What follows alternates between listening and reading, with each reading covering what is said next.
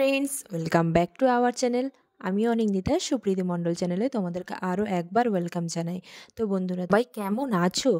তো যাই হোক, ব্লগের থাম্বনেল দেখেই তো গেস করতে পেরেছো যে আজকে আমার বাড়িতে একটা ভালো শুভ অনুষ্ঠান আছে। তো হ্যাঁ, এই অনুষ্ঠানটা খুব প্রিয় মানুষদের জন্য। তো ব্লগে থাম্বনেল দেখেই তো গেস করে নিয়েছো কিসের অনুষ্ঠান। তো আর হেয়ালি না করেই তোমাদের বলে ফেলি, আজ ভাই আর সুমির চতুর্থ বিবাহ বার্ষিকী। তো তার জন্যই সব কিছু লুকিয়ে লুকিয়ে আয়োজন হচ্ছে। তো দেখো, আমি বাড়িতে কাজ করতে করতে সকাল সকাল বাজারে চলে এসেছি, বাড়ির কাউকে না জানিয়ে। কোথায় এসেছি বলো তো বন্ধুরা তোমরা সবাই?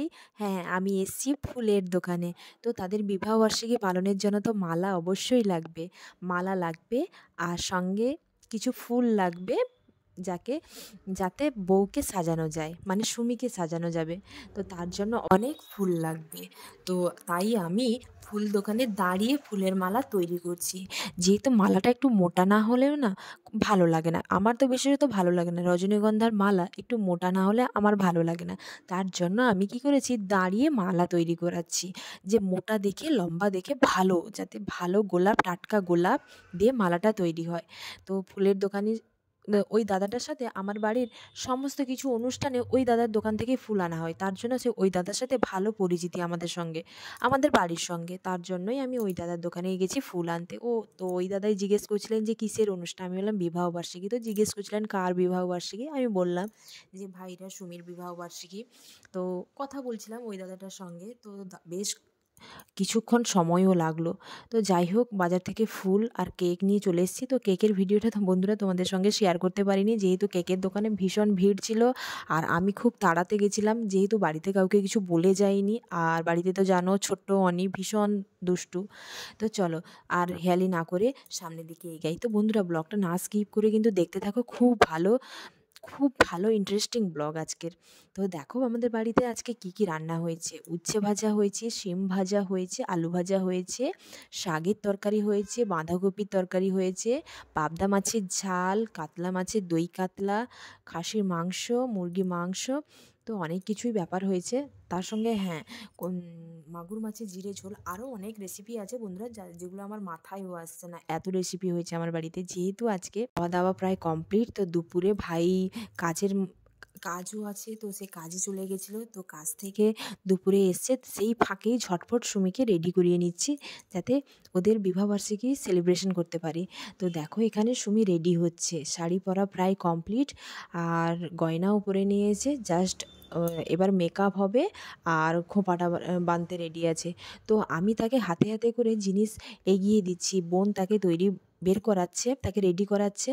তো কোন কোন জিনিস লাগবে আমি সেগুলো মানে বোনের কাছে দিয়ে দিচ্ছি, যাতে তাড়াতাড়িভাবে সুমিকে রেডি করানো যায়। তো এখানে দেখো ফাইনালি সুমির লুকটা প্রায় কমপ্লিট হয়ে এসছে, জাস্ট মাথায় ফুল লাগানো বাকি আছে। আর সুমিকে খুব মিষ্টিও লাগছে। দেখো হলুদ রঙের বেনারসি, তার গায়ে বেশ সুন্দর ফুটেছেও, বেশ ভালো লাগছে। আমার তো এই লুকটা সুমির ভীষণ ভীষণ ভালো লাগছে। তো বন্ধুরা, তোমাদের কেমন লাগছে তোমরা কিন্তু অবশ্যই কমেন্ট করে জানাবে যে সুমির আজকে বিবাহবার্ষিকীর লুকটা কেমন হয়েছে। সত্যি আমার তো খুব অসাধারণ লাগছে, পুরো নতুন নতুন বউ লাগছে। এই যে দেখো, দুজন একদমই রেডি হয়ে, বর বউর সাজে রেডি হয়ে দুজন দাঁড়িয়ে আছে। যেমন দাঁড়িয়ে আছে দেখো, নতুন বর বউ দাঁড়িয়ে আছে, কিন্তু ওদের যে বিয়ে 4 বছর পূরণ হলো ওটা ওরা যেন ভুলেই গেছে। তো দাঁড়িয়েই আছে, এমন দাঁড়াতে দাঁড়াতে হয়তো রাতটাই কমপ্লিট হয়ে যাবে। তো যাই হোক, আমি ওদের বকাঝকা করে আমি বললাম তোমরা এবার মালাবদল শুরু করবে, নাহলে আমরাও কি এভাবে দাঁড়িয়ে থাকবো। তো বলার পরে ওরা মালাবদল শুরু করলো, একে অপরকে মালা করাচ্ছে।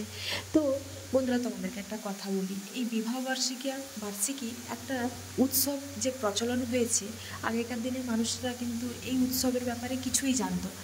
আগেকার দিনে হয়তো হতোই না, বিবাহবার্ষিকী কি আদৌই ওরা কিছুই জানতো না, যে বিয়েটা হয়ে গেছে, বিয়ের মধ্যেই সীমাবদ্ধ। কিন্তু এখন আধুনিক যুগ হয়েছে, তাই নতুন একটা নিয়ম প্রচলন হয়েছে, বেশ কিন্তু ভালোও হয়েছে। আমি তো বলি একদিক দিয়ে বেশ ভালো হয়েছে, কারণ এই অনুষ্ঠানের মধ্য দিয়ে যে স্বামী স্ত্রী একে অপরের পাশে থাকার নতুন এক প্রতিশ্রুতি দেয়। বিয়ের সময়ও প্রতিশ্রুতি দিয়েছিল, আরও একবার তাদের এই মানে কি বলবো অমূল্য মুহূর্তটায় আর একবার প্রতিশ্রুতি দিয়ে নিল। তো একে অপরের এই মুহূর্তটা বাড়ির সকলের সঙ্গে আনন্দে যেন মেতে ওঠে। তো আমি তো বলবো এই প্রচলনটা হওয়া উচিত ছিল অনেক দিন আগে থেকে, তবেই মানুষ মানুষের সঙ্গে সময় কাটানোর যে মুহূর্তটা উপলব্ধি করতে পারতো। আগেকার মানুষেরা এইসব ব্যাপারে সত্যি তাদের মানে অনেকটা পিছিয়ে ছিল, অনেকটা যে এগিয়েছে, অনেকটা যে উন্নত হয়েছে, বেশ ভালো লাগলো। তো যাই হোক, দেখো ভাই সুমিকে সিঁদুর পরিয়ে দিয়েছে আর তার শাঁখাতে কপালে সব সিঁদুর পরিয়ে দিচ্ছে। আর সুমিও যেমন শাঁখায় সিঁদুর পরলে মেয়েরা যেমন স্বামীর মঙ্গল কামনার জন্য প্রণাম করে, তেমন শাঁখাকেও প্রণাম করলো আর ভাইকেও করলো। তো ওদের বিবাহ যেমন আনন্দ করছে, আমরাও কিন্তু বেশ আনন্দ করছি। তো বলে না, অনুষ্ঠান বড় করে করো, কিন্তু মনের মধ্যে যদি আনন্দ না থাকে সে অনুষ্ঠানের কোনো মানে হয় না।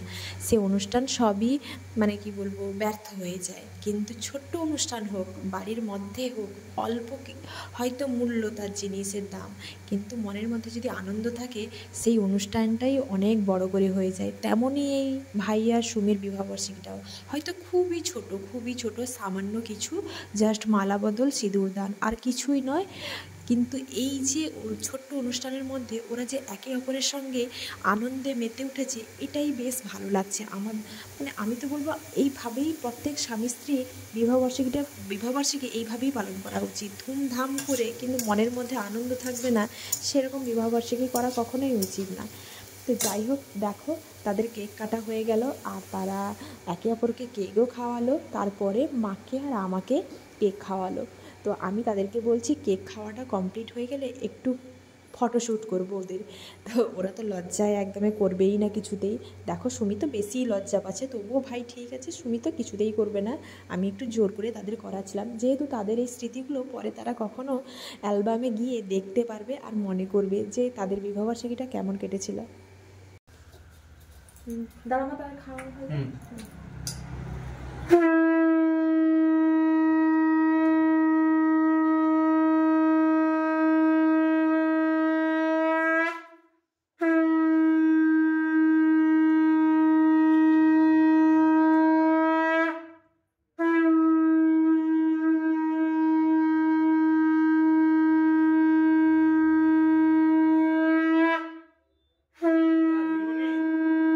পর আমি তাদেরকে আশীর্বাদ করতে গেছি। তো ভাই দেখো এত কাজের দ্বারা মালাটাকেও বের করে সুমির গলায় পরিয়ে দিচ্ছে, মানে সে কি করে এটাকে শেষ করবে আর কাজে যাবে। সত্যিও তার ভীষণ কাজের চাপ ছিল, বিবাহবার্ষিকীর দিনে ভীষণ চাপ ছিল।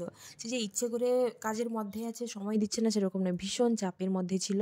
তো যাই হোক, সে দিনের শেষে অন্তত রাতে সুমিকে সময় দিয়েছে, অনুষ্ঠানে উপস্থিতও আছে, সুমির সঙ্গে বিবাহবার্ষিকী সেলিব্রেশনও করলো। তো আমি তাদেরকে বরণ করতে করতে মানে আশীর্বাদ করতে করতে তাদের সঙ্গে একটু ইয়ার্কিও করে নিলাম। তোমরা এই এই যে সাজে সেজেছো, চলে যাও সুমির বাবার বাড়ি। যেহেতু তোমরা তো জানো সুমির বাবার বাড়ি আমাদের বাড়ি থেকে একদমই সামান্য একটু দূরে, মানে হেঁটে যাওয়া যায়, এতটাই দূরে। তো আমি বলছি চলে যাও, মাসির সঙ্গে দেখা করে আসবে। তো আমি বলছি তোমরা গেলে সবাই রাস্তা দিক দিয়ে বলবে যে বাবা এরা কারা, নতুন বর বউ যাচ্ছে, প্রথমে বুঝতেই পারবে না যে তোমরা। তো তারা শুনেই তো ভীষণ লজ্জাও পাচ্ছিলো আর ভীষণ হাসছিল। তো সমস্ত অনুষ্ঠান কমপ্লিট হয়ে গেছে, এবারে ছবি তোলার জন্য দেখো মাকে ডেকেছে ভাই, মা আর সুমি। খুব ভালোই লাগছে, একটা ছোট্ট ফ্যামিলি, বেশ সুন্দরই লাগছে। তো ছবি তুলছে, একে একে করে লাইনে ছবি তোলার জন্য দাঁড়িয়ে আছি। তো আমিও ছবি তুলবো বলে দাঁড়িয়েছি তাদের সঙ্গে। আর বিশেষত অনি কিন্তু দাঁড়ায় না, অনিকে ডাকতে হয়, ও পুরো ফুল মেজাজে থাকে। তো আমি আরেকবার তাদেরকে বলছি তুমি ফুলটা দিয়ে সুমিকে প্রপোজ করো, আমি কিছু ছবি তুলবো। তো যাই হোক, সেটা এক কথায় রাজিও হয়ে গেল, যেহেতু তার এত ঘন ঘন ফোন আসছিল। আর অনি যে ঘরের ভিতর শুয়েছিল, এইসব যে অনুষ্ঠান চলছে, তাকে তার কাকাই তার ছোটো মা কত করে ডাকছে, কিন্তু ও আসছে না। ওকে গিয়ে নিয়ে আসতে হবে, ওর এটাই হচ্ছে দাবি, ওকে গিয়ে নিয়ে আসতে হবে। ওকে যে গিয়ে নিয়ে আসা হয়নি, ঘুম থেকে তুলে আনা হয়নি, ওটাতে ওর ভীষণ রাগ।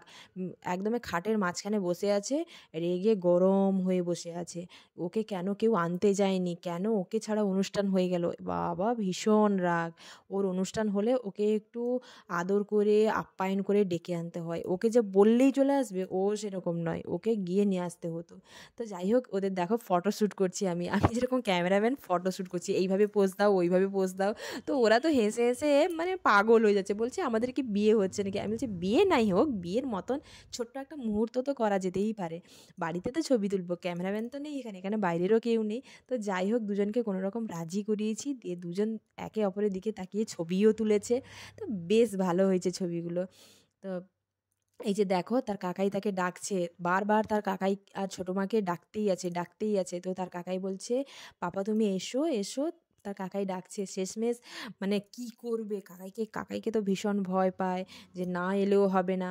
আবার এদিকে রাগও আছে যে ওকে ছাড়া অনুষ্ঠান হয়ে গেল। কি করবে? ভেবে চিনতে পারছে না যে কোনটা করলে হবে। তো যাই হোক দেখো শেষমেশ তার কাকাইয়ের কাছে এসছে। তো তার কাকাই দেখো কোলে উঠিয়ে নিচ্ছে। তার মুখটা শুধু বন্ধুরা তোমরা দেখো কতটা রেগে গরম হয়ে আছে। আর তার কাকাই কোলে তুলে নিতে তার সব রাগ একদমে গলে জল হয়ে গেল। এটাই তার একটা কথা, একটা উদ্দেশ্যই যে তার কাকাই গিয়ে তাকে নিয়ে আসবে। তো সেটা হতে পারছিল না বলে লাস্টে আর কি করবে, ওকেই বাধ্যগত আসতে হলো। তো দেখো ৩ জনে মিলে ছবি তুলছে, বেশ ভালো লাগছে। এই যে সাজসজ্জা, লাইট, প্যান্ডেল করে বড় করে অনুষ্ঠান করেই যে আনন্দ করা যায় সেরকম না। আমার মনে হয় সেরকম না। একটা ছোট্ট অনুষ্ঠানের মধ্যেও আনন্দ খুঁজে নেওয়া যায়। যদি মনের দিক থেকে টান থাকে তো এই ছোট্ট অনুষ্ঠানের মধ্যে আনন্দ খুঁজে নেওয়া যায়। তো সেটা আমার বাড়িতে সবসময় সবার মধ্যেই থাকে। তো আজকের ব্লগটা কেমন লাগলো বন্ধুরা? তোমরা কিন্তু অবশ্যই কমেন্ট করে জানাবে।